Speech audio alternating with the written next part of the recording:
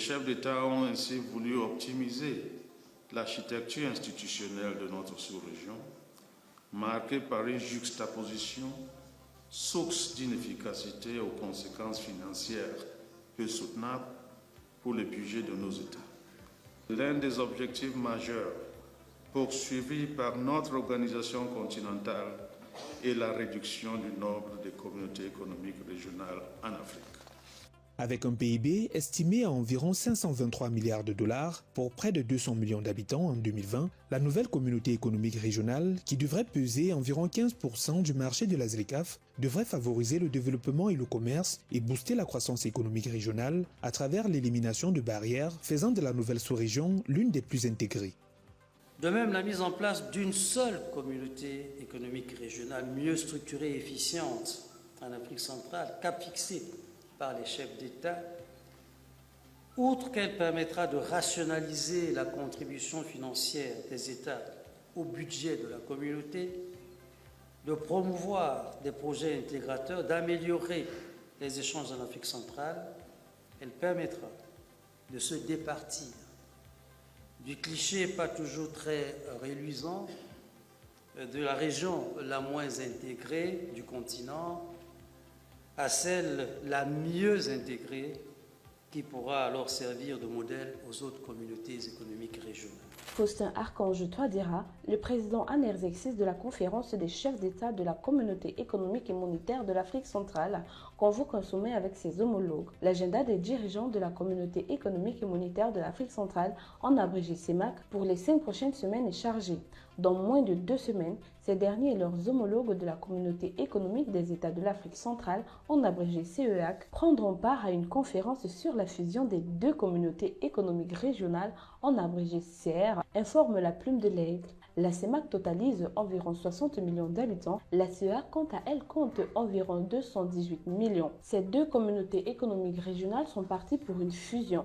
La dénomination de la nouvelle entité régionale sera choisie par les chefs d'État eux-mêmes. C'est un squelette qui n'est pas totalement différent de ce qui existait déjà, fait savoir le vice-président de la commission de la CEMAC, Charles Assamba Ongodo, au journal de Didier Dengue. La Plume de l'Aigle souligne que quelques semaines après la réunion conjointe sur laquelle les experts des 2 parties se penchent, une conférence des chefs d'État de la CEMAC convoquée par son président se tiendra le 9 août 2025. La ministre des Affaires étrangères centrafricaine, Sylvie Baipo Temon, a informé les différentes institutions concernées par ce rendez-vous pour qu'elles prennent les dispositions pratiques d'organisation de la dite conférence. Pour mémoire, la fusion des 2 communautés économiques régionales est évoquée pour la première fois lors du 13e sommet des chefs d'État et de gouvernement de la CEAC le 30 octobre 2007 à Brazzaville au Congo. Les présidents en exercice de la CEMAC et de la CEAC furent invités à l'issue de cette rencontre par leurs pairs à mettre en place un comité conjoint pour mûrir l'idée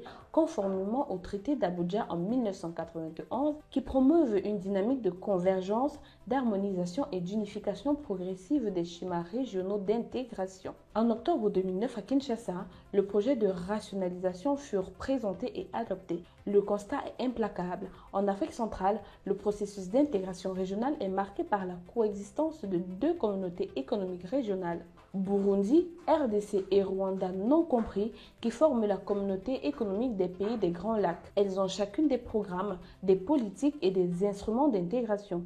Cette situation induit des effets pervers tels la juxtaposition et la duplication des programmes, l'atomisation du marché régional et une inflation institutionnelle. Une évaluation objective de cette situation permet de constater l'inefficacité de ce système d'intégration à générer des solutions pouvant contribuer durablement au développement de la région. Il s'agit donc de mettre en place une seule communauté économique régionale devant remplacer la CEMAC et la CEAC, et cela passe par l'arrimage du processus d'intégration aux objectifs de l'Union africaine et l'endiguement du faible niveau des échanges entre les pays d'Afrique centrale. En août 2022, le ministère de l'économie du Cameroun notait que des avancées notables avaient été enregistrées dans la mise en place du futur espace communautaire unifié, notamment l'unification des zones de libre-échange de la CEAC et de la CEMAC, l'élaboration d'un code des douanes, d'un tarif extérieur commun et d'une politique commerciale commune, l'adoption de 12 domaines prioritaires de rationalisation, commerce,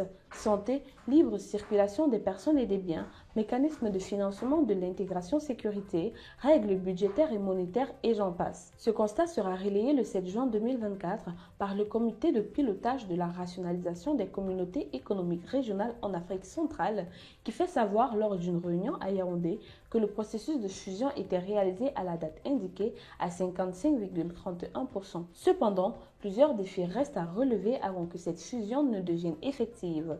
Les divergences institutionnelles, les disparités économiques entre les pays membres, ainsi que les enjeux de souveraineté nationale représentent des obstacles majeurs.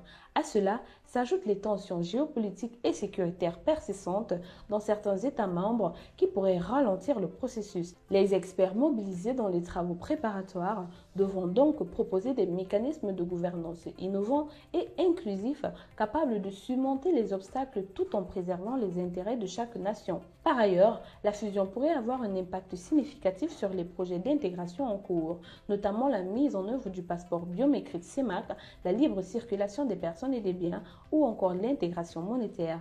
Certains observateurs estiment qu'une fusion, bien que conduite, pourrait relancer ces initiatives en leur donnant un cadre institutionnel renforcé, tandis que d'autres s'inquiètent d'un éventuel ralentissement causé par la complexité des négociations. Quoi qu'il en soit, le sommet du 9 août 2025 s'annonce comme une étape cruciale dans la redéfinition de l'architecture régionale de l'Afrique centrale. Pour plus de contenu sur l'actualité africaine, suivez-nous sur le réseau social africain Diba World et sur toutes nos autres plateformes. Tous les liens sont disponibles dans la bio.